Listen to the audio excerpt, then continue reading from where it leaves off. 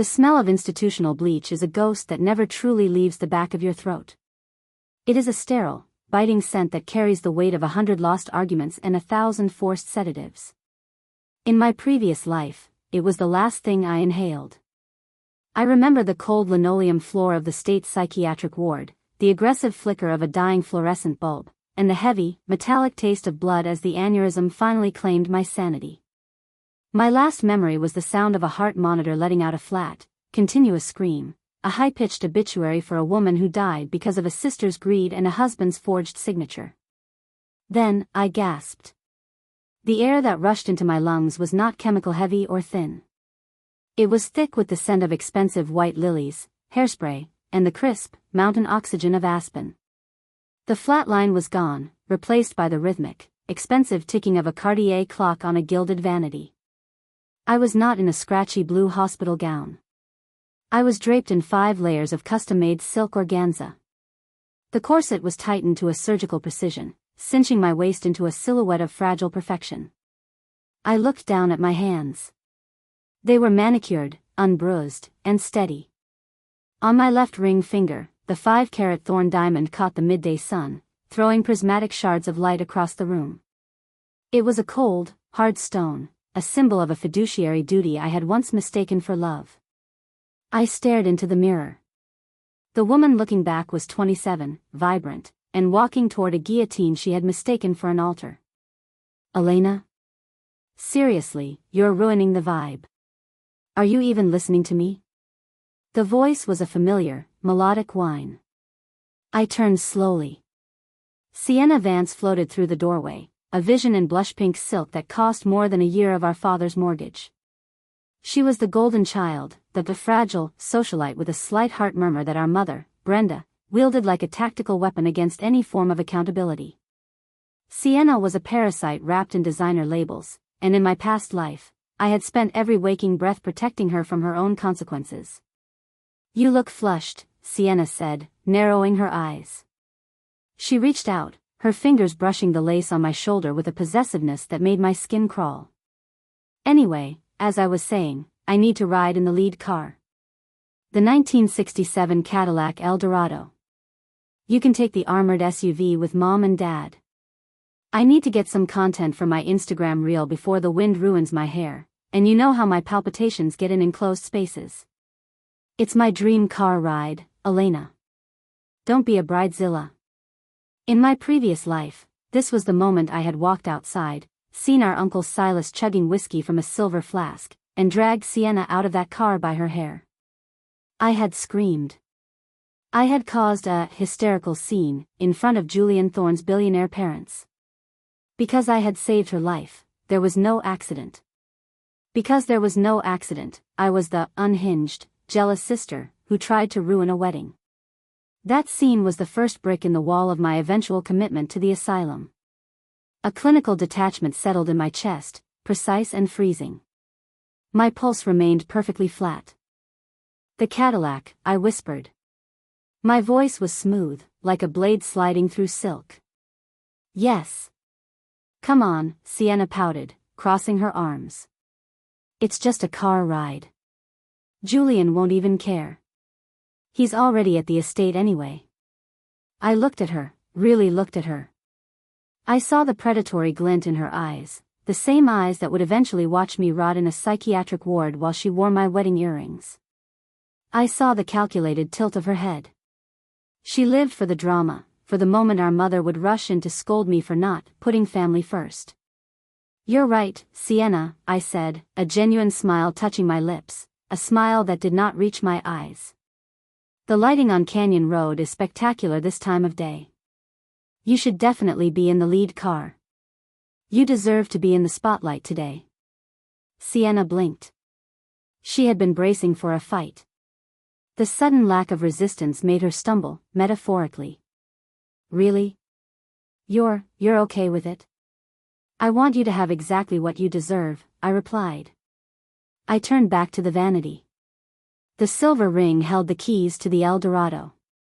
I picked them up. The metal was cold, weighing exactly 2.4 ounces. I felt the intricate grooves of the key against my thumb. To Sienna, this was a prop for a social media post. To me, it was a death warrant. I didn't just hand them to her. I held them out, letting the sunlight catch the silver. I watched her eyes track the movement, the hunger in her expression making my stomach turn. "Take them," I said. Sienna snatched them from my palm. The sharp edge of her manicured nail grazed my skin, a tiny, insignificant sting. "Thanks, sis. You're finally being reasonable," she chirped, already turning toward the door. "I'll tell Silas to get the engine started. See you at the altar." She skipped out of the room, her blush-pink heels clicking rhythmically against the hardwood. Click. Click. Click. The sound of a countdown. Seconds later, the door opened again. Julian Thorne stepped in. He was devastatingly handsome in his charcoal tuxedo, his hair swept back with a pomade that smelled of cedar and old money. He looked like the hero of a story I no longer believed in. This was the man who, in 6 months, would be sleeping with my sister in our bed. This was the man who would sign the Chapter 11 papers to liquidate my father's company while I was being force-fed antipsychotics. "Everything okay?" Julian asked, his voice a rich baritone that once made my heart flutter. Now, it only triggered a cold, analytical appraisal. I just saw Sienna sprinting toward the Cadillac like she'd won the lottery. "She's happy, Julian," I said, stepping back as he moved to kiss my cheek.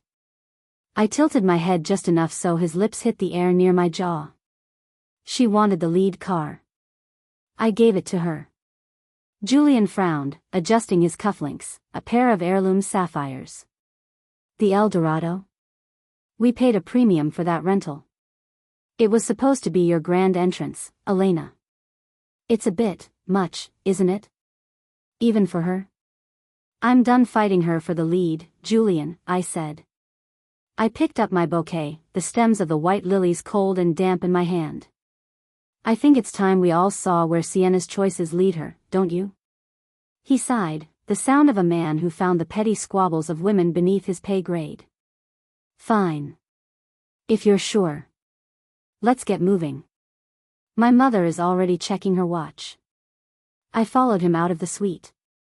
As we reached the grand staircase, I saw the powder blue Cadillac through the floor-to-ceiling windows of the foyer. Uncle Silas was already in the driver's seat. Even from this distance, I could see the unnatural flush in his cheeks. He reached into his breast pocket, pulled out the silver flask, and took a long, deep swig before wiping his mouth with the back of his hand. Sienna was in the passenger seat, unbuckled, holding her phone high as the V8 engine roared to life with a low, throaty rumble. A flash of my past death flickered across my vision, the smell of bleach, the sound of the flatline. I gripped the banister, my knuckles turning white against the polished oak. This wasn't a wedding anymore. It was a crime scene in the making. "Elena?" Julian called from the front door. "The SUV is waiting." "Coming," I said, my voice a whisper of frozen silk. I walked down the stairs, each step a deliberate move on a chessboard Julian didn't even know existed. The trap was set.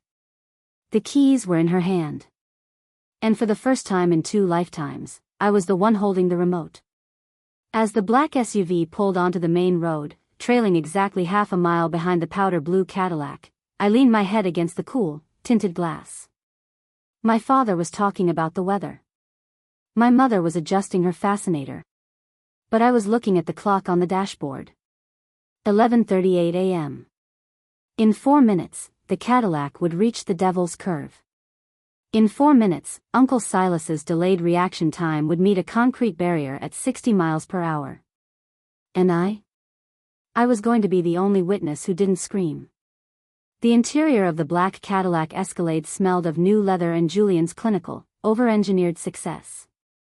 The air conditioning was set to a precise 68 degrees, creating a vacuum of artificial winter that felt more honest than the Colorado sun beating against the tinted windows.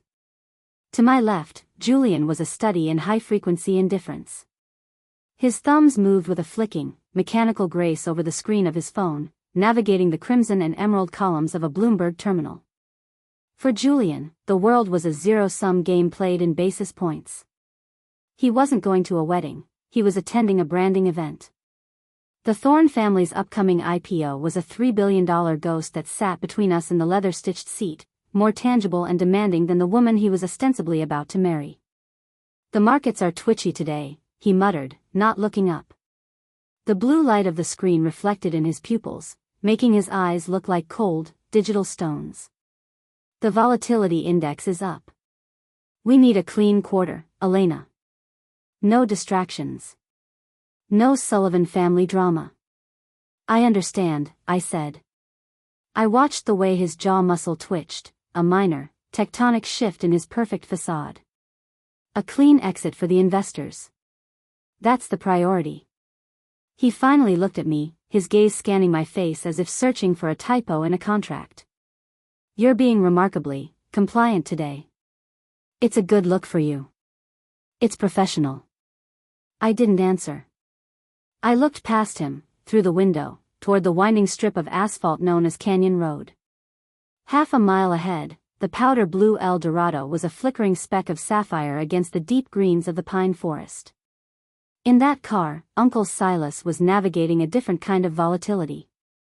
I could see it in my mind's eye with the clarity of a high-definition playback. Silas, with a BAC, blood alcohol content, climbing toward a lethal 0.25, his motor skills degrading as the bourbon hit his cerebellum. Alcohol is a slow poison for the reaction time. It turns the human nervous system into a lagging processor. Every millisecond Silas spent blinking was a millisecond the heavy vintage car drifted toward the edge of the abyss. My father, Robert, was driving our SUV with the steady, oblivious hand of a man who believed the world was fundamentally safe. He checked his rearview mirror, adjusted his grip on the steering wheel, and hummed a low, tuneless melody. Alex is making good time, my father commented, nodding toward the GPS. He's already approaching the Devil's Curve. We'll be at the estate in 20 minutes. Devil's Curve. The name was a local cliché, a hairpin turn carved into the side of a granite cliff with a 300-foot drop into a ravine of jagged rock and ancient timber. In my first life, I had been the one to scream the warning. I had been the one to physically block the driveway, my body a frantic barrier against the inevitable. I had traded my sanity to save their lives, and in return, they had branded me a paranoiac. A rhythmic thrumming started in my ears, not the sound of the car, but the sound of my own blood. It was steady. It was flat. A clinical detachment settled over me, a psychological armor that felt as heavy and protective as the silk of my wedding gown. Dad, I said softly. My voice was a monochrome thread. Slow down. What? Why, sweetheart? My father glanced at me in the mirror. We're going exactly the speed limit. Just slow down. Please. I have a bad feeling about the curve. Julian let out a short, sharp exhale, a sound of pure, unadulterated derision. Here we go. The Sullivan intuition. Elena, don't start. We're on a schedule. The IPO moratorium and the press cycle won't wait for your bad feelings. Please, Dad, I repeated, ignoring Julian. My father, ever the peacekeeper, eased his foot off the gas. The Escalade slowed, the engine dropping an octave as we drifted back, creating an extra 200 yards of distance between us and the blue speck ahead. There, my father said, his tone patronizingly gentle. Happy? Yes, I whispered. Thank you. We rounded the gentle bend that preceded the curve. The scenery was breathtaking, the kind of majestic, indifferent beauty that Aspen sells to the highest bidder. And then, the world broke. The first thing I saw wasn't the crash. It was the silence. The powder blue Cadillac didn't skid. It didn't scream. It simply failed to exist on the road anymore. It followed the trajectory of Silas's drunken inertia, sailing through the air in a graceful, terrifying arc of chrome and steel. It hit the concrete barrier with a sound like a giant's fist slamming into a tin can. The barrier disintegrated. The car didn't stop. It rolled, a 4,000-pound kinetic hammer, tumbling down the slope, snapping pine trees like they were toothpicks. Oh my God, my mother shrieked from the passenger seat. Oh my God. Silas. Sienna. My father slammed on the brakes. The Escalade lurched, the ABS kicking in with a frantic, mechanical shudder. Julian's phone flew from his hand, hitting the floor mat with a dull thud. I didn't scream. I watched the way a column of black, oily smoke began to rise into the clear blue sky, as if the mountain itself were exhaling a dark secret. The smell of gasoline and burning rubber drifted through the SUV's air vents, a pungent, chemical obituary. Stay here, my father shouted, throwing the car into park and fumbling with his door handle. I opened my door before he could even unbuckle. My heels hit the gravel with a sharp, rhythmic crunch. The heavy silk of my wedding dress dragged against the dirty asphalt, picking up oil and dust, but I didn't feel the weight. I walked toward the edge of the road where a crowd of other drivers was already beginning to gather, their faces masks of pale, trembling horror. Julian followed me, calling my name, his voice sounding muffled, like he was shouting from underwater. I pushed past a man in a hiking vest who was retching into the bushes. I reached the broken concrete barrier. Below us, caught in the cradle of a massive, ancient pine, was the wreck. The Cadillac was unrecognizable, a mangled skeleton of powder blue metal. The engine block was hissing, flames licking at the crumpled hood. I saw Uncle Silas. He was slumped over the steering wheel, his head a dark, wet mess. But I didn't look at him. My eyes moved to the passenger side. Sienna was there. Because it was a convertible, and because she hadn't been wearing a seatbelt, the momentum had launched her forward. She wasn't outside the car. She was pinned between the dashboard and the heavy front seat, her lower half disappearing into a jagged tomb of twisted steel. She was alive. She was letting out a guttural, primal shriek, a sound of absolute, mind-shattering agony that echoed off the granite walls of the canyon. I stood at the edge, the wind whipping my veil around my face like a white shroud. I looked down at my hands. They were perfectly steady. Elena. Julian reached me, grabbing my shoulder. His face was gray. Don't look. Get back to the car. I didn't move. I watched the first fire truck round the bend, its sirens breaking the horrific symphony of Sienna's screams. I watched the sunlight glint off the silver flask that had rolled out of the car and now lay, mocking and bright, on a flat rock. It's a tragedy, I whispered, the words tasting like cold iron. It's a disaster, Julian corrected, his voice shaking with a different kind of fear. The press, the scandal. Elena, this changes everything. Yes, I said, finally turning to look at him. It really does. As the first hydraulic cutter, the jaws of life, reached the wreckage below, the sound of metal being torn open filled the canyon. My mother was collapsing in the dirt behind me, and Julian was already on his second phone, calling his PR firm. But as I looked at the mangled blue metal, I realized the most terrifying part of my rebirth. The accident hadn't just happened. It had been an invitation. And Sienna Sullivan was about to find out that some debts are paid in flesh, not in diamonds. The atmosphere at the edge of the ravine was thick with the scent of ozone, vaporized coolant, and the metallic tang of blood. It was a sensory assault that should have triggered a flight response, but I stood anchored to the asphalt. Above us, the aspen sky remained a mocking, indifferent blue, while below, the laws of kinetic energy had completed their brutal work. A vintage El Dorado is a masterpiece of aesthetic design, but it is a disaster of safety engineering. In the 1960s, cars were built as rigid boxes of heavy steel. They didn't have crumple zones. When Silas hit the barrier, the car didn't absorb the impact. It transferred every ounce of that momentum directly into the occupants. It was a high-velocity physics lesson written in shattered glass and buckled chrome. Back up. Everyone back up, a first responder shouted, his voice cracking with the adrenaline of a man who had seen too much. I didn't back up. I watched the first fire engine, a massive, growling beast of lime green and chrome, pivot into position. The firefighters moved with a practiced, frantic efficiency, pulling heavy hydraulic hoses from the side of the truck. This was triage in its most raw, desperate form. Beside me, Julian Thorne was a fraying silhouette of a man. He was no longer looking at the wreck. He was pacing a 10-foot strip of the road, his phone pressed so hard against his ear that his knuckles were ghostly white. "I don't care about the deposit, Marcus," Julian hissed into the receiver.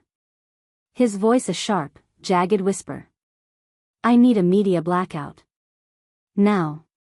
If a photo of that car hits the wires before the IPO moratorium expires, the underwriters will pull out. I want the Sullivan name scrubbed from the lead story. Do you understand? It's an unidentified driver, until I say otherwise." He wasn't worried about Sienna's life. He was calculating the kinetic impact of her tragedy on his stock price. The man I had once intended to vow my life to was currently treating my sister's potential death as a PR hurdle. I looked back down the slope. The firefighters had reached the Cadillac. 2 of them were positioned on the passenger side, bracing themselves against the steep incline. They were carrying the jaws of life, a massive, 2-foot-long hydraulic spreader that looked like a prehistoric predator's beak. The sound started then. A high-pitched, mechanical shriek as the hydraulic pump engaged. The metal of the Cadillac didn't just bend, it groaned, a deep, guttural sound of protesting steel. I watched the spreader bite into the buckled door frame. Crunch. Shriek. Snap. The sound was visceral. It was the sound of a sanctuary being turned into a cage. The firefighters were working with surgical intensity, trying to peel back the dashboard that had pinned Sienna's lower half against the seat. Sienna was no longer screaming. She was drifting into the gray, quiet space of hypovolemic shock. Her face was a mask of pale marble, her blonde hair matted with a dark, wet crimson that looked black under the aspen sun. Her right leg was a nightmare of geometry, twisted at an angle that defied human anatomy, disappearing entirely into the mangled mass of the engine block that had intruded into the cabin. "Elena, for God's sake, come away from there," my father sobbed, his hand heavy and trembling on my arm. He looked aged, his wedding tuxedo now a costume of a life that had ended 10 minutes ago. "You shouldn't see this. No one should see this." I didn't turn. I watched a firefighter reach into the cabin, his gloved hand checking for a pulse on Sienna's neck. He looked up and gave a sharp, urgent nod to his partner. "She's alive," my mother cried out, a frantic, hysterical sound. "She's alive. Oh, thank God, she's alive." I felt a thin, icy thread of satisfaction coil in my gut. Yes, she was alive. In my previous life, she had lived to dance on my grave. In this life, she was going to live to experience the full, agonizing weight of her own choices. Death is an exit. I didn't want an exit for Sienna. I wanted an invoice. The rescue team finally managed to pop the dash. The sound of metal releasing its grip was like a gunshot. They began the delicate process of sliding her onto a backboard. As they lifted her, the thin white sheet they used to cover her lower half began to bloom with a deep, encroaching red. Blunt force trauma to the lower extremities, I heard a paramedic bark into his radio. Possible femoral artery involvement. We need a life flight on the pad in 5 minutes. Clear the LZ. The rhythmic thwump thwump thwump of a helicopter started to vibrate in the air, a low-frequency hum that shook the very ground I stood on. The life flight was descending, a bright yellow dragonfly of mercy landing in the middle of the road. Julian finally hung up his phone. He walked over to me, smoothing his charcoal lapels, his face settling back into a practiced mask of concerned fiancé. "Elena," he said, his voice dropping into a soft, manipulative register. He reached for my hand, his palm dry and cold. "This is horrific. A tragedy. But we have to stay strong. My parents, they're worried about you. They want us to come back to the estate. We'll handle the hospital from there. There's no point in you being in the middle of this chaos." I pulled my hand away, the movement slow and deliberate. I looked at the dark oil stain on the hem of my Vera Wang gown, then back at Julian. "The chaos hasn't even started yet, Julian," I said. He frowned, his eyes darting to my father, then back to me. "What is that supposed to mean?" "You're in shock. You're talking nonsense." I'm going in the ambulance, I said, ignoring his dismissive tone. I'm going to the hospital. Elena, don't be absurd, my mother interjected, her eyes red and frantic. You're the bride. There are 700 people waiting at the estate. We need to handle the guests, we need to. The wedding is over, Mom, I said. I looked at the way she flinched, the way her hand flew to her throat. Sienna is in that car because you told her to hurry up. Because you told Silas to take the scenic route.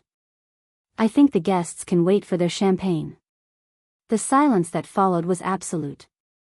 It was a vacuum of guilt and realization. My mother looked at the wreck, then at me, her mouth hanging open in a silent, horrified gasp. The paramedics wheeled the gurney past us, heading for the helicopter. Sienna looked small, a broken doll under a blood-stained sheet. I walked toward the LZ, the wind from the rotors whipping my veil into a frantic, white frenzy. I didn't look back at Julian. I didn't look back at the wreckage of the El Dorado. I was focused on the yellow helicopter. This was the first act. The kinetic impact had been delivered. Now, it was time for the long, slow extraction of everything else they owned. As the helicopter lifted off, tilting its nose toward the Denver Trauma Center, the roar of the engines drowned out the world. I watched the shadow of the bird sweep over the canyon, a dark cross moving across the trees. Julian thought he was managing a scandal. My parents thought they were mourning an accident.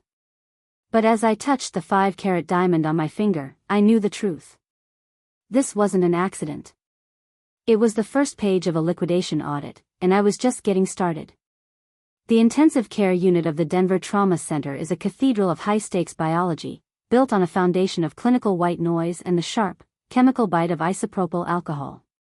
It was the same atmosphere I had died in, but this time, I wasn't the patient. I was the observer. I stood in the corner of the waiting room, my blood-spattered Vera Wang gown a grotesque contrast to the beige plastic chairs. The silk felt like a cold, wet second skin, a reminder of that grand entrance that had been traded for a trauma response team and a surgical theater. The double doors of the surgical wing finally hissed open.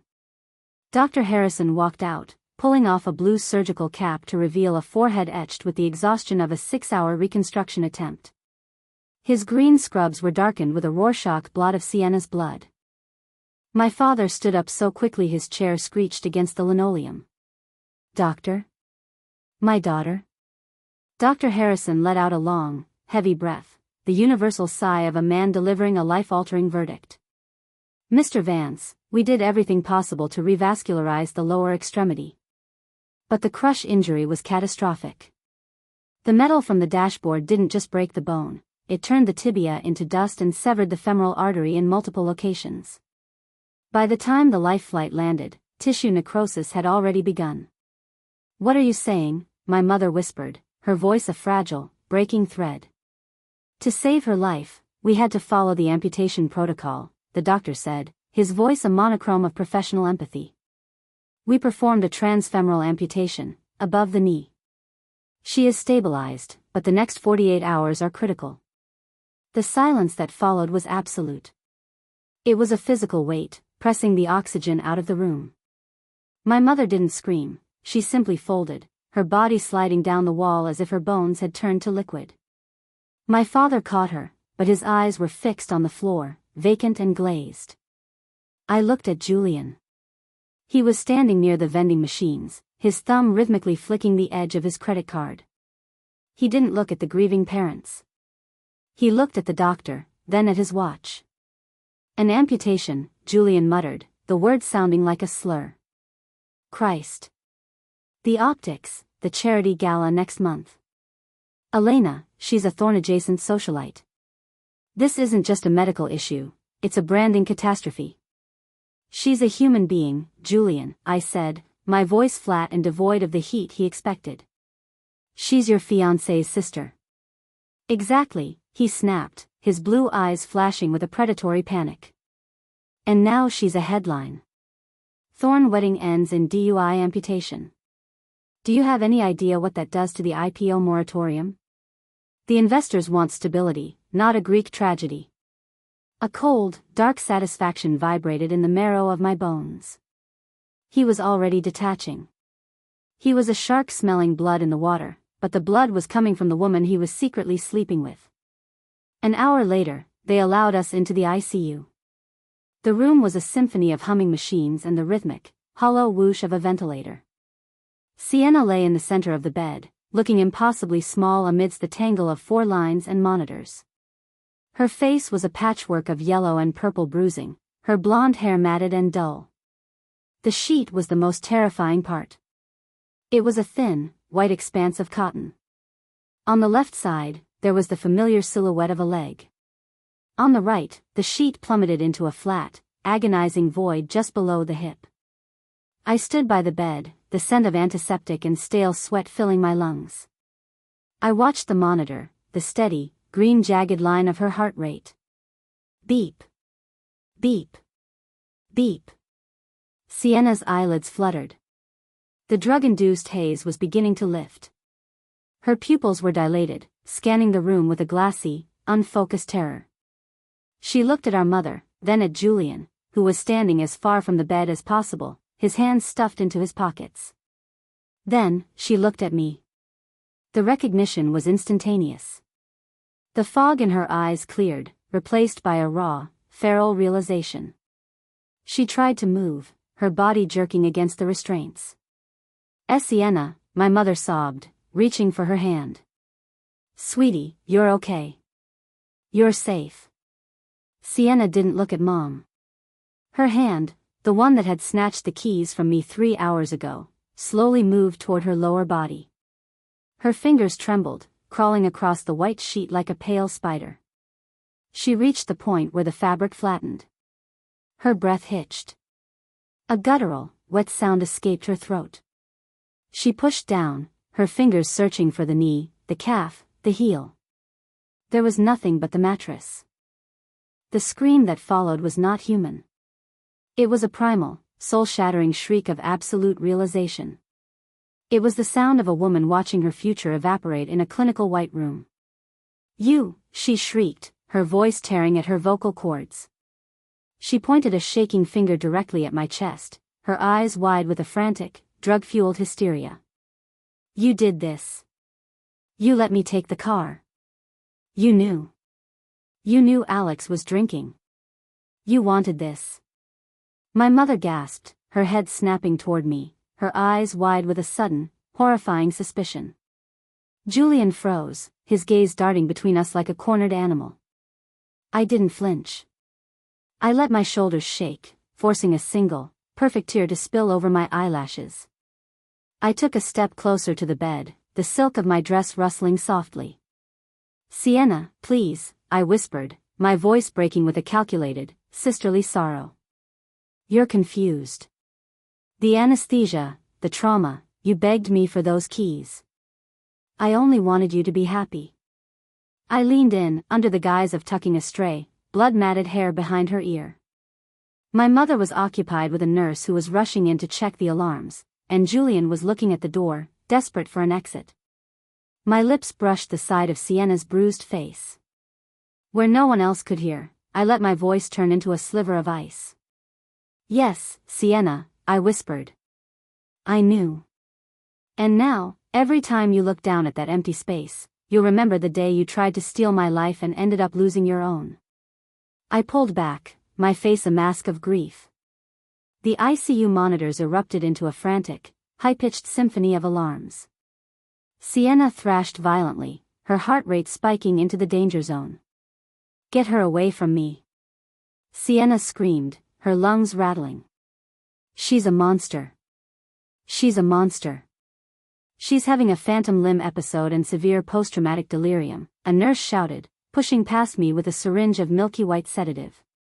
You all need to leave. Now. I allowed Julian to grab my arm and pull me out into the hallway. I let him lead me away, my head bowed, my body trembling. She's out of her mind, Julian hissed, his voice shaky with a mix of relief and disgust. The drugs, the shock. Elena, you can't listen to her. She's trying to shift the blame. I know, I murmured into his shoulder. It's just so awful, Julian. It's just so messy. Messy was the word that broke him. I felt the tension in his arm. To Julian Thorne, messy was a terminal diagnosis for a relationship. He was already looking for a way to amputate us from his life. As we walked toward the elevator, I caught our reflection in the glass of the nurse's station. Julian looked like a man who had just seen a ghost, his mind already spinning a narrative of escape. I looked like the broken, devoted sister. But as the elevator doors slid shut, sealing us in the quiet, mirrored cabin, I touched the spot on my jaw where his lips had nearly touched. The amputation had been a success. Sienna had lost a leg, but Julian was about to lose his soul. And I? I was the only one in this building who could breathe.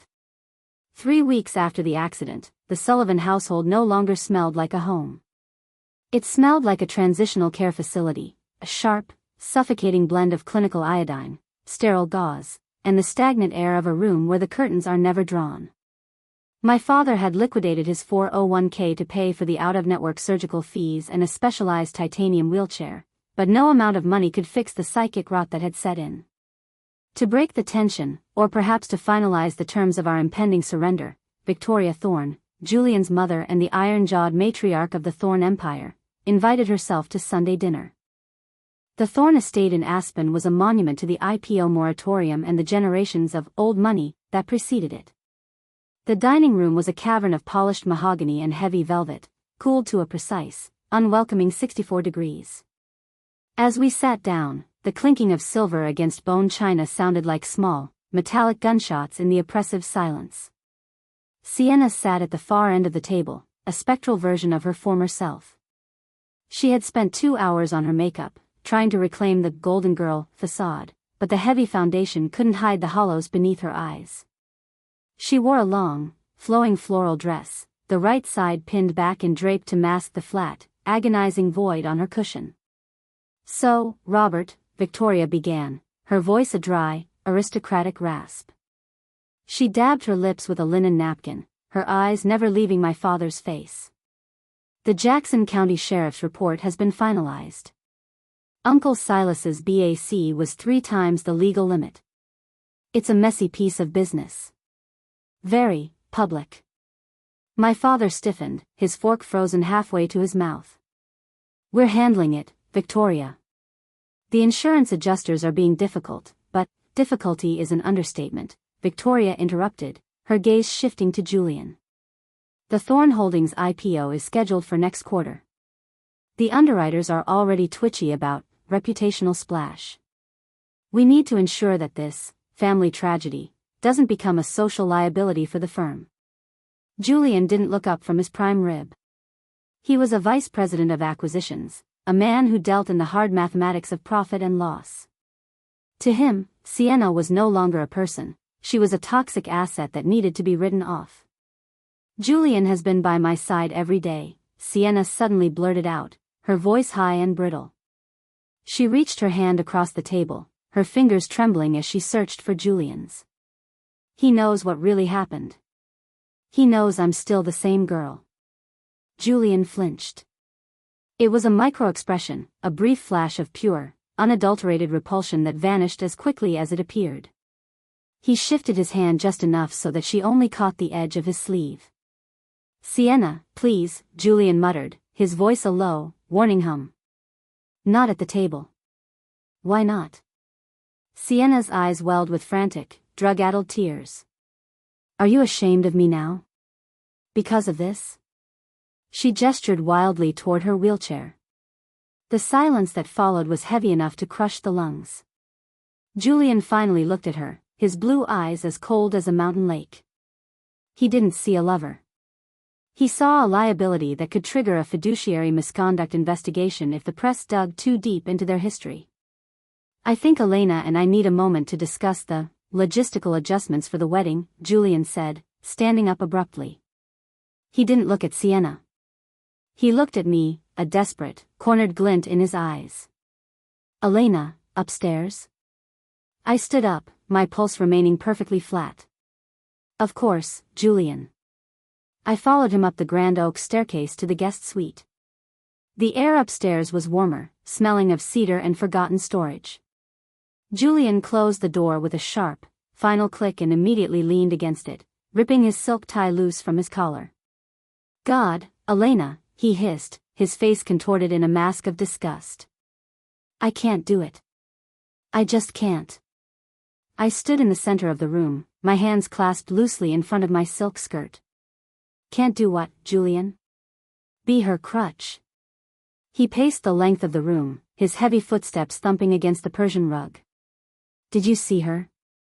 Did you see the way that dress hangs?" I couldn't even look at her plate. It makes my stomach turn. I know that sounds terrible, but it's the reality. The whole house smells like antiseptic and depression. I felt the familiar, clinical detachment settle over me. I reached into my pocket and felt the cool, rectangular weight of my smartphone. My thumb found the side button. 1 click. 2. The recording app was live. "She's my sister, Julian," I said, my voice a soft, manipulative whisper. "And she loves you. She thinks you're going to break off our engagement to be with her. She told me you promised her the world." Julian stopped pacing. He spun around, a harsh, dismissive laugh escaping his throat. "Marry her? Are you out of your mind? Elena, look at her. She's a crippled burden. I'm not a nurse, I'm a future CEO. If she thinks I'm going to play Florence Nightingale while she wheels herself around my corporate dinners, she is delusional." I let a single, perfectly timed tear slide down my cheek. "But you were so close before the accident." "She was fun, Elena. That's it. She was a good time in the shadows, but this?" He gestured toward the floor, as if he could see through the wood to the girl in the wheelchair below. "This is a nightmare. I need stability. I need you. You're elegant, you're capable, and you don't require a specialized ramp to get into a gala. I need you to handle her. Get her to stop calling me. Get her to understand that whatever affair she thinks we had died on that canyon road." The phone in my pocket was catching every jagged syllable. Each word was a nail in the coffin of his career. "So, you want us to move forward?" I asked, looking up at him with a fragile, hopeful expression. "Just us? Next spring?" "Yes," he said, stepping forward and grabbing my hands. His grip was tight, desperate, and entirely selfish. "We'll move the wedding to London. Away from this circus. Let your parents deal with her. You and we have $1 billion future to protect." "I understand," I whispered, squeezing his hands back. My heart was a stone. "We'll focus on us, Julian. I'll make sure Sienna knows exactly where she stands." "Thank you," he breathed, leaning in to kiss my forehead. He smelled of whiskey and expensive desperation. "I knew you were the logical one. That's why I'm marrying you." He turned and walked out of the room, his footsteps light and confident once more. I heard him saying a hollow, charming goodbye to my parents downstairs, the sound of the heavy front door finally sealing the house in silence. I pulled the phone from my pocket. I hit stop and watched the audio file save to the cloud. I pressed play for 3 seconds. "Sienna is a crippled burden. I would rather cut off my own hand." The sound of his voice was crisp, clear, and utterly damning. I locked the phone and walked to the window, watching the tail lights of his silver Audi disappear down the oak-lined driveway. The game board was set. I had the matches. All I needed now was the right moment to strike the flint and watch the Thorn Empire burn. As the silence of the house settled back in, I heard a faint, rhythmic sound from below. It was the sound of Sienna's wheelchair bumping against the doorframe of my former bedroom, over and over again, a trapped animal seeking an exit that no longer existed. Julian thought he had just secured his future. Sienna thought she was fighting for a lover. But as I stared at the dark Colorado horizon, I realized that I wasn't just a bride anymore. I was the auditor, and the final bill was due. The transition happened on a Tuesday, the kind of gray, unremarkable aspen morning that feels like a ceasefire. My parents had spent the weekend in a state of frantic, low-frequency mourning, rearranging the house to accommodate the new logistics of a wheelchair. But for Sienna, the logistics were merely an opportunity for a final, territorial conquest. "I can't get upstairs, Elena," she had whispered during breakfast, her voice a fragile, engineered rasp that made my mother drop her spoon. "The stairs, they're like a mountain. I need the ground floor. I need your room." My master's suite was the only bedroom on the first floor. It was a sun-drenched sanctuary of ivory silk and polished oak, a space I had spent 3 years curating with the bonuses I'd earned as a senior associate. It was more than a room, it was a collection of tangible assets, private property that represented the life I had built away from the Sullivan family's shadow. "Of course, Sienna," I had replied, my voice a flat, monochrome ribbon. "I'll have my things moved by tonight." I didn't argue. I didn't point out that the guest room upstairs was perfectly functional if we installed a chairlift. I simply walked to the garage, retrieved a set of industrial-grade packing tape and a toolbox, and began the process of destaging. In the world of corporate liquidations, destaging is the act of stripping an asset of its value before the new owners take possession. It is the tactical removal of soul from structure. I started with the windows. The silk drapes, hand-woven in Italy, a heavy, cream-colored fabric that cost $4,000, came down first. I stood on a step ladder, the cold metal rungs vibrating under my feet. I unscrewed the brass brackets with a slow, rhythmic tension. Screech. Turn. Screech. The fabric fell in a heavy, silent heap at my feet, exposing the raw, clinical glare of the morning sun. Without the drapes, the room felt instantly exposed, the light hitting the dust motes with an unforgiving intensity. Next came the vanity. It was a custom-made piece with a massive, 3-panel triptych mirror. I took a flathead screwdriver to the mounting staples. The sound of metal being pried from wood was a sharp, visceral snap, the sound of a bone breaking. I felt the vibration travel up my arm, a jarring reminder of the effort it takes to dismantle a home. I wrapped the mirrors in thick, gray moving blankets, taping them until they looked like mummified remains. The most intimate act was the rug. It was a plush, oversized Persian, hand-knotted silk and wool that felt like a cloud under my bare feet. I moved the bed, the heavy frame groaning against the floorboards, and began to roll the rug from the corner. This was the micro-action of my departure. I knelt on the floor, the scent of the wool and the faint, lingering trail of my perfume filling my nose. I pulled back the edge, revealing the pale, unblemished wood underneath. The floor where the rug had sat was a different color, lighter, preserved, a ghost of the room's previous life. I felt the physical weight of the silk as I rolled it, the roll growing thicker and heavier with every turn. I used my knees to press out the air, my breathing coming in short, measured bursts. By 4 p.m., the suite was unrecognizable. I had stripped the Egyptian cotton sheets, leaving the naked, sterile mattress exposed. I had removed the artwork, leaving nothing but the ghost shadows on the walls where the frames had hung.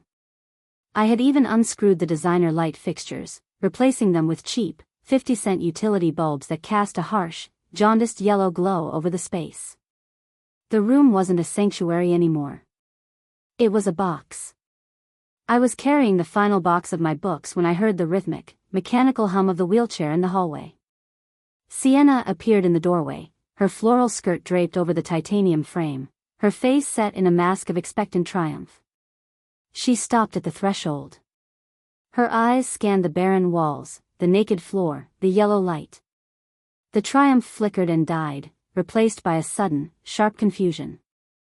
Where is everything?" she asked, her voice sounding small and hollow in the empty acoustics of the room. "The rug. The vanity. The curtains. Elena, it looks like a cell." I set the box down and straightened my cardigan, looking at her with a look of clinical indifference. "Those are my things, Sienna. I've moved them to storage. I assume you have your own furniture from your old room upstairs?" "But those pieces were part of the room," she stammered, her fingers gripping the armrests of her chair until her knuckles turned white. "The room Julian liked. The room that looked like a thorn would live in it. Property rights are very specific, Sienna, I said. I walked toward the door, my heels clicking sharply against the bare wood. You asked for the master suite. You asked for the square footage. You didn't ask for my assets. Besides, the wheels of that chair would have ruined the silk in the Persian rug within a week. I'm doing you a favor. Sienna looked down at her wheelchair, then back at the stark, empty room. The reality of her victory was beginning to taste like ash. She had stolen the space, but she was finding that she couldn't inhabit the life. It's so cold in here, she whispered. It's an empty room, Sienna, I said, stepping past her into the hallway. They're always cold until you fill them with something of your own. Though, given the medical bills Dad is facing, I'm not sure there's much left in the budget for interior design. I stopped and turned back, my hand on the heavy oak door handle. Enjoy your new suite. It's exactly what you asked for. I pulled the door shut. The sound was a harsh, definitive thud that echoed through the hollow space behind it. It was the sound of a vault closing. I walked toward the stairs, my pulse steady and cool. Upstairs, in the guest room, my things were packed and ready for the final move. I wasn't just destaging a room, I was destaging my entire life in Aspen. Julian had called twice while I was prying the mirror from the wall. I hadn't answered. I was waiting for the Sunday dinner, the final gala where the Thorns would see exactly what they were acquiring. Sienna was downstairs, trapped in a barren box of her own making. Julian was in his office, calculating the cost of a messy family. And I was upstairs, listening to the silence of a house that was no longer mine, but was finally, blessedly, under my control. As I lay on the stiff, guest room mattress that night, I pulled out my phone and looked at the recording of Julian once more. I didn't play it. I just looked at the waveform, the jagged, ugly spikes of his betrayal. Sienna thought she had won a room. Julian thought he had secured a partner. But as I closed my eyes, I realized that the greatest asset I owned wasn't in a box.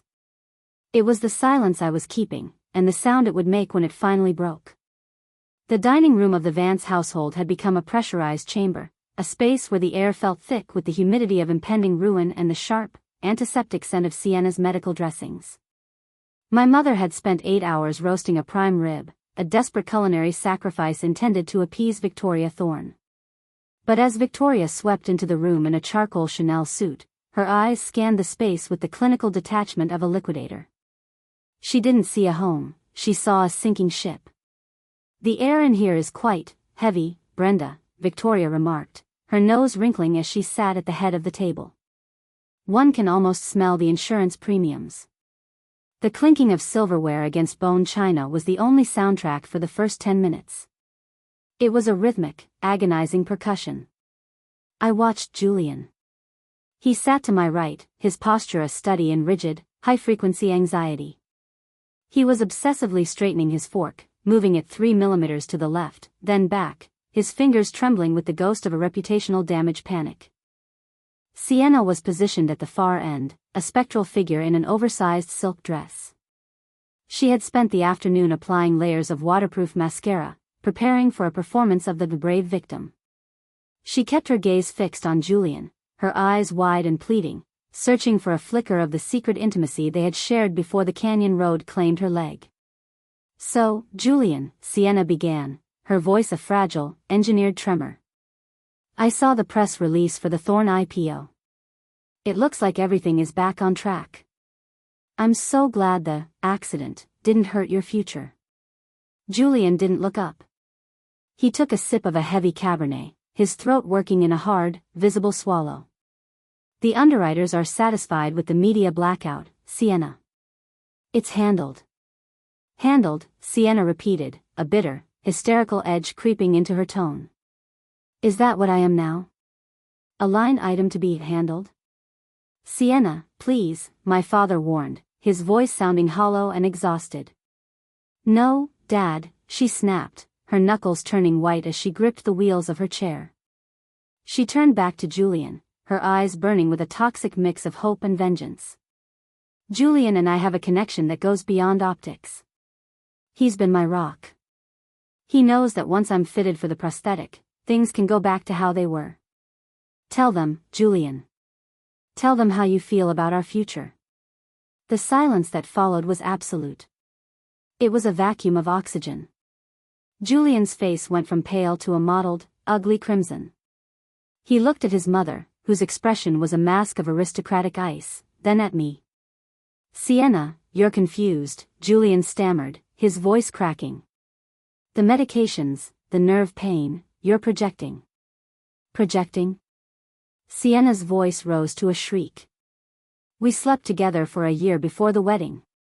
You told me Elena was just a business arrangement. You promised me, enough. Victoria Thorne stood up, her chair screeching against the hardwood like a dying animal.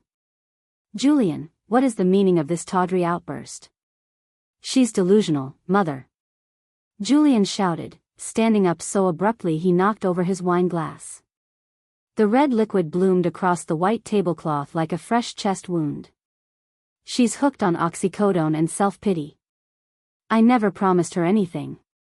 This was the moment. The board was set. The players were exposed. I didn't scream. I didn't cry.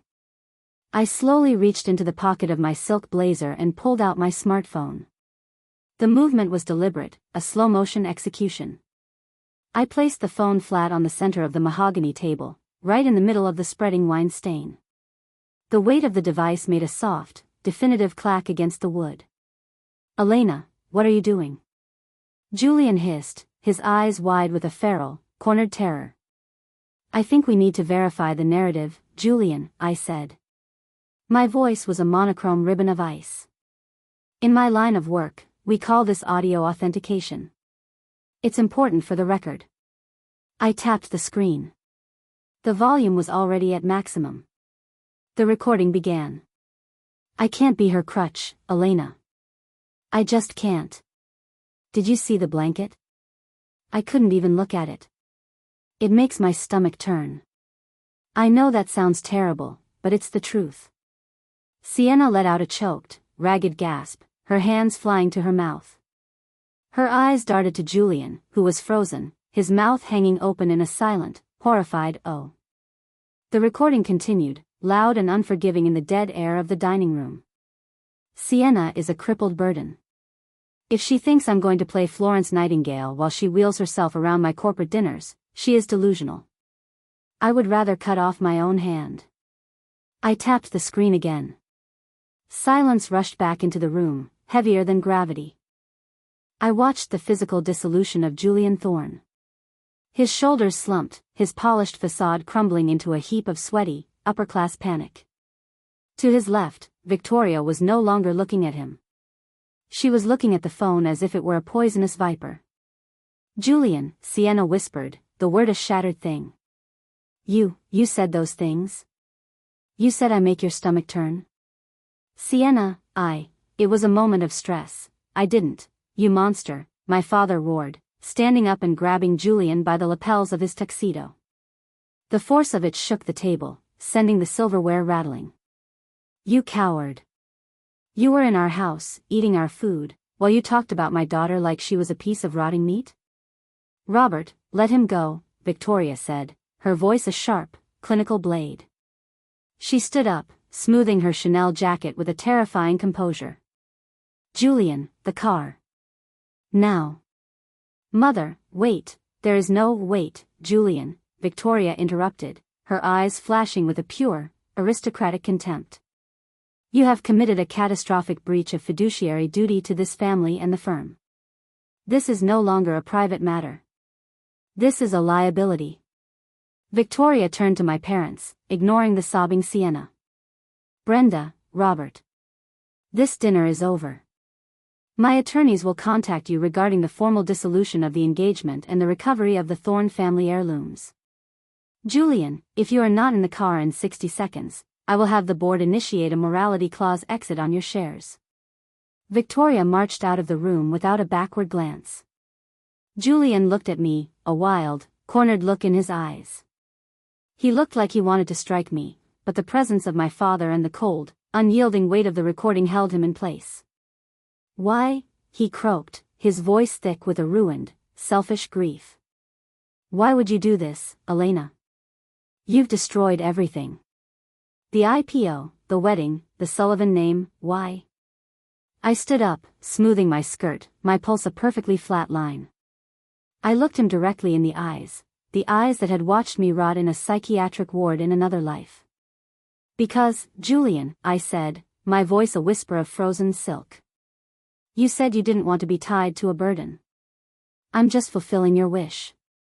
I'm setting you free. Julian turned and fled, his heavy footsteps echoing down the hallway before the front door slammed shut with a definitive, final thud. The silence that followed was apocalyptic. Sienna was catatonic, her eyes blank and dead, staring at the shattered wine glass. My mother was sobbing into her napkins. My father was staring at the phone on the table. I picked up my device. I checked the signal. 5 bars. I looked at my reflection in the dark screen, radiant, untouched, and finally, blessedly, alone. The execution was complete. The Thorne Empire was in a state of PR fallout, Julian was a pariah, and Sienna's delusions had been cauterized with the truth. I walked toward the stairs, the silk of my dress rustling like a victory march. The game was over. And for the first time in 2 lifetimes, I was the only one left standing. As I reached the top of the stairs, I heard the distant, frantic sound of a car peeling out of the driveway, Julian, racing toward a future that no longer existed. I went to my room and opened my laptop. My inbox was already filling with alerts. The reputational damage was spreading. I didn't feel pity. I didn't feel regret. I simply opened a new tab and began the final phase, the total liquidation of the Sullivan connection. The morning after the Sunday dinner, the Sullivan household felt like a tomb that had been prematurely sealed. The silence was not peaceful, it was heavy, oxygen-deprived, and thick with the scent of stale wine and clinical antiseptic. I woke up at 5 a.m., the first light of the aspen dawn gray and unforgiving against the guest room walls. I didn't bother with coffee. I simply pulled my 2 large Samsonite suitcases from the closet. The sound of the zipper teeth meeting was a sharp, rhythmic rasp, the sound of a life being decanted. I folded my cashmere sweaters with a surgical precision, each movement a deliberate act of asset relocation. In the world of high-stakes litigation, the person who packs first usually wins. My phone vibrated on the bedside table. It didn't ring, it pulsed with a desperate, low-frequency buzz that had been going on since midnight. I looked at the screen. Julian Thorne, 24 missed calls. I finally picked it up on the 25th vibration, hitting the green button and placing it on speaker as I continued to wrap my heels in silk dust bags. Elena? Oh, thank God. Elena, please. Julian's voice was a ragged, ruined thing. He sounded like a man who hadn't slept, a man who had spent the night watching his billionaire future evaporate. You have to talk to me. You have to tell my mother that the audio was manipulated. Tell her it was an AI deepfake. She's frozen my personal accounts, Elena. The board of Thorne Holdings is holding an emergency meeting in 2 hours. They're discussing a morality clause exit. They're going to strip my shares. It sounds like a very tidy liquidation, Julian, I said, my voice as flat and cool as a Chicago lake in February. I didn't stop packing. I smoothed the lapel of a blazer, my pulse remaining at a resting 60 beats per minute. Elena, the IPO is in jeopardy, he shrieked, his voice cracking into a high-pitched panic. Sienna went live on Instagram at 3 a.m. She told everyone. She talked about the affair, the pregnancy scare we had last year, the crash, the fact that I called her a burden. It has 200,000 views. The underwriters are pulling out. I'm ruined. My reputation is a fucking crater. I paused, a silk blouse held in midair. I hadn't expected Sienna to detonate a suicide vest in the middle of Julian's digital plaza, but it was a logical progression. She had lost her leg and her leverage, the only currency she had left was fire. The vice president of acquisitions should know how to handle a hostile takeover, Julian, I said. Sienna is just executing a scorched earth policy. She learned it from the best. Elena, I love you, he sobbed. The word sounded like a slur in his mouth, a desperate attempt to use an obsolete currency. We can fix this. We'll move to London. I still have the offshore trust. Julian, listen to me carefully, I said, leaning over the phone so my voice was a clinical, inescapable weight. In another life, I begged you to believe me. I screamed until my throat bled as you signed the papers to lock me in a ward because my paranoia was bad for your IPO optics. I don't love you. I don't even hate you. You are simply a bad investment that I am finally writing off. Do not call me again. I ended the call. I didn't block him, not yet. I wanted him to see my LinkedIn update in 48 hours. I wanted him to watch my ascent from the bottom of the bottle he was about to fall into. I hauled my suitcases down the stairs. The wheels clattered against the oak steps with a rhythmic, percussive finality. Thud-clack. Thud-clack. My father was sitting at the kitchen island. The light in the room was harsh, highlighting the deep, new lines etched into his face. He was staring at a stack of unopened envelopes, medical bills, insurance denials, and a thick, manila folder with the letterhead of Gregory Cole, Silas's estate attorney. You're leaving, he stated. He didn't look up. His hands were folded on the counter, trembling slightly. I am, I replied. I checked my watch. My car service to the airport was 5 minutes away. I've transferred the lease of my Chicago apartment back to my name. I start at Sterling and Vance on Monday. My father rubbed his eyes, a slow, defeated gesture. Silas's lawyer is filing a wrongful death liability suit against your mother and me. He claims we provided the alcohol. He claims we forced the route. Between that and Sienna's rehabilitation costs, the house is going into foreclosure, Elena. We're losing everything.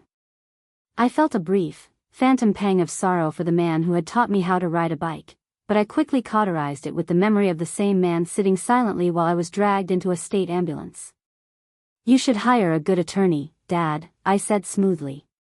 Perhaps one who specializes in Chapter 11 filings. You're going to need to shield whatever assets you have left.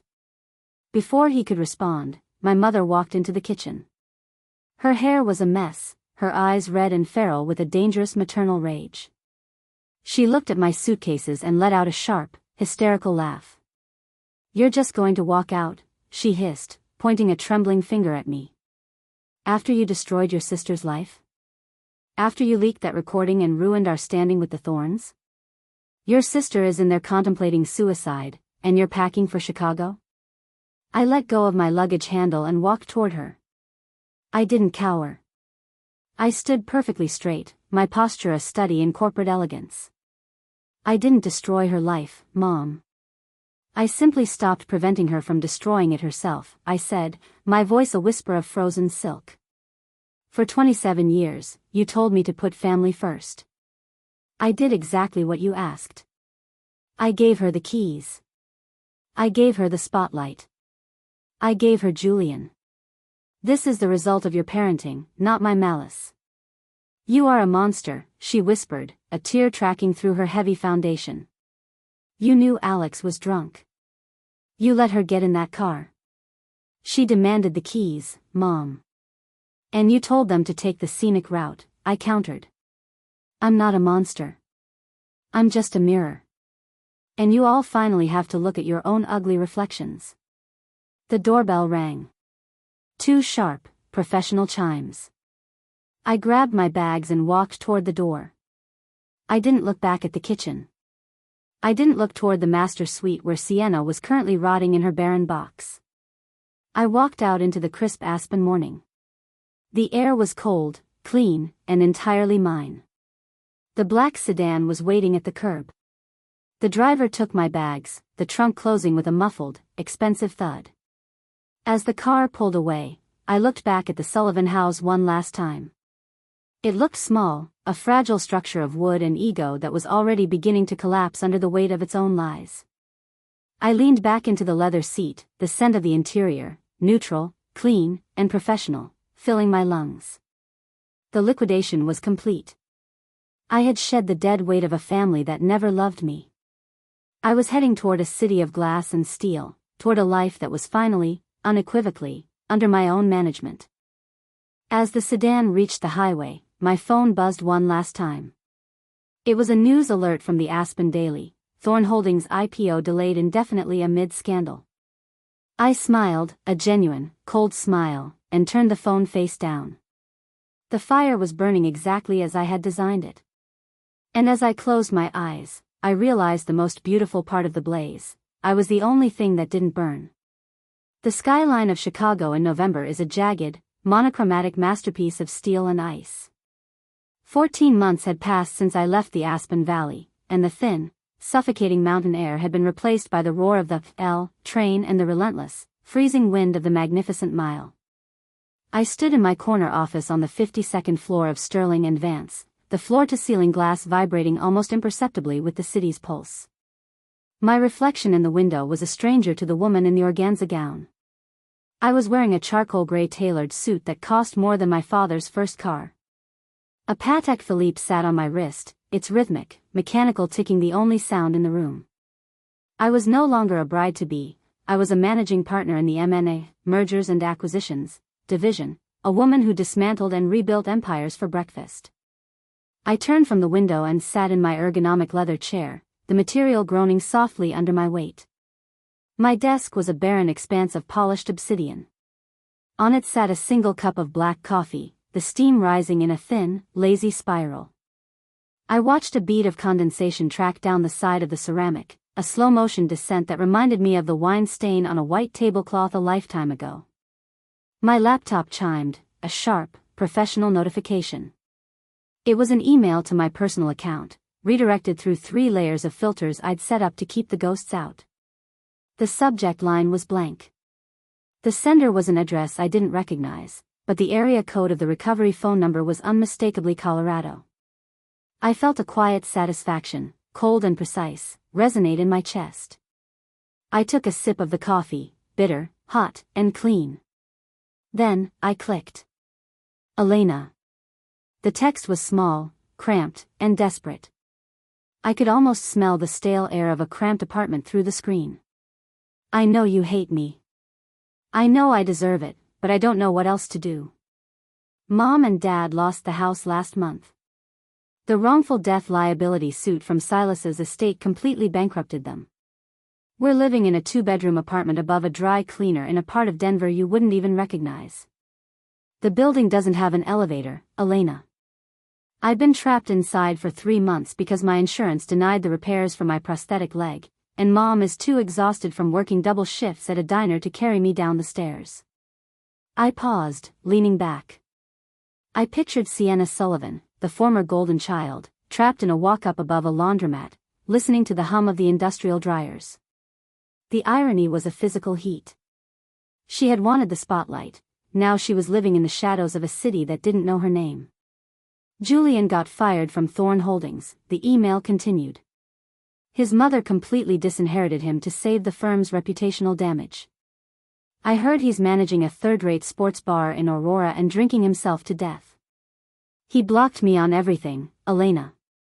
He won't even answer my texts about the medical bills. I'm in constant pain. The phantom limb pain is like a hot iron every night. I saw on LinkedIn that you made managing partner. I am begging you. Please just wire us $10,000. Just enough to get my leg fixed so I can try to get a job. You're my sister. Please, Elena. I'm sorry. I stared at the screen. I watched the cursor blink at the end of her plea, a rhythmic, digital heartbeat. Blink. Blink. Blink. In my first life, I had died alone on a linoleum floor, my brain bleeding out while the people who were supposed to love me were busy planning a wedding on my grave. I remembered the sound of the flatline. I remembered the smell of the bleach. A clinical detachment, as sharp and unforgiving as a scalpel, settled over me. I didn't feel anger. I didn't feel a need to gloat. That would require an emotional investment I was no longer willing to make. Sienna and Julian weren't enemies anymore, they were simply bad debts that had been fully liquidated. I reached for the mouse. The plastic was cool under my fingers. I didn't type a scathing reply. I didn't remind her of the night she told me I was a jealous monster. I didn't mention the asylum. Instead, I hovered the cursor over the delete icon. But I didn't click it yet. I wanted to experience the micro-action of her erasure. I watched the way the blue light of the monitor reflected in the dark coffee. I felt the steady, unwavering beat of my own heart. I was the meticulous architect of this silence, and it was the most beautiful thing I'd ever built. They were locked in a prison of their own making, trapped with the very monsters they had nurtured. Julian was a drunk. My parents were broken. Sienna was a ghost in a chair. They didn't need me to punish them, they were already doing it to each other every single day. I clicked. The email vanished into the trash folder with a soft, digital whoosh. I didn't stop there. I opened the folder, selected the message, and clicked delete permanently. Are you sure you want to permanently delete this message? The system asked. I touched the enter key. The sound was a sharp, final clack that echoed in the quiet office. The message was gone. The connection was severed. The Sullivan family had been officially written off the balance sheet of my life. I stood up, smoothing the skirt of my charcoal suit. I walked over to the window. The sun was beginning to set over Lake Michigan, the water a deep, bruising purple. I caught my reflection again. I looked healthy. I looked radiant. I looked like a woman who had never known the inside of a psychiatric ward. I had been given a second chance at life, and I hadn't wasted a single second playing the victim. I hadn't just survived the fire they tried to burn me in, I had used the heat to forge a version of myself that was utterly untouchable. Karma isn't a mystical force. It's an audit. And I had just closed the books. I turned my back on the window and walked toward the door. I had a 6 p.m. meeting with a group of investors for a new M&A deal, a multi-billion-dollar merger that would define the next decade of my career. As I reached for the light switch, I took one last, deep breath. The air was clean. It was cold. It was mine. I walked out of the office and into the elevator, the doors sliding shut with a silent, expensive hiss. As the numbers began their rapid descent toward the lobby, I realized that the smell of bleach was finally gone. In its place was the faint, lingering scent of my own success, a fragrance that would last a lifetime.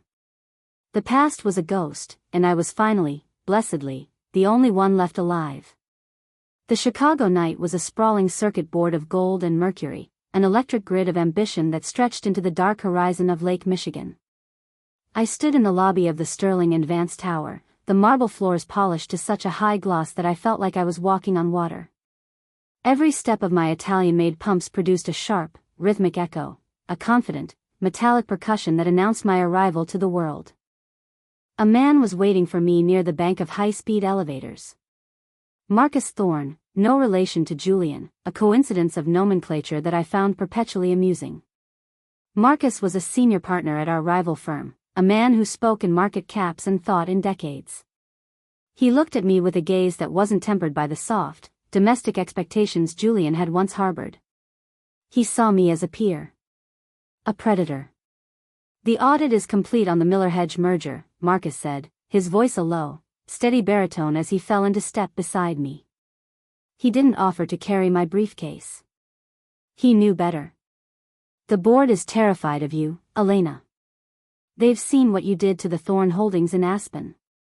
They're calling you the liquidator.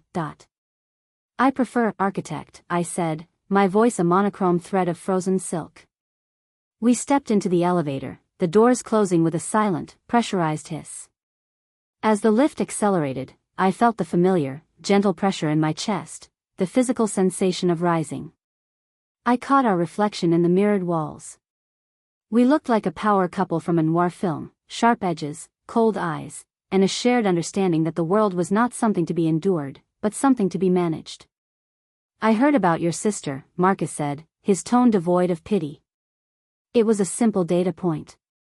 The Denver News reported a foreclosure on a dry cleaners building. A tragic case of a fall from grace. I looked at the floor-to-ceiling mirror. I adjusted the lapel of my suit, my fingers moving with surgical precision. My pulse remained a perfectly flat line.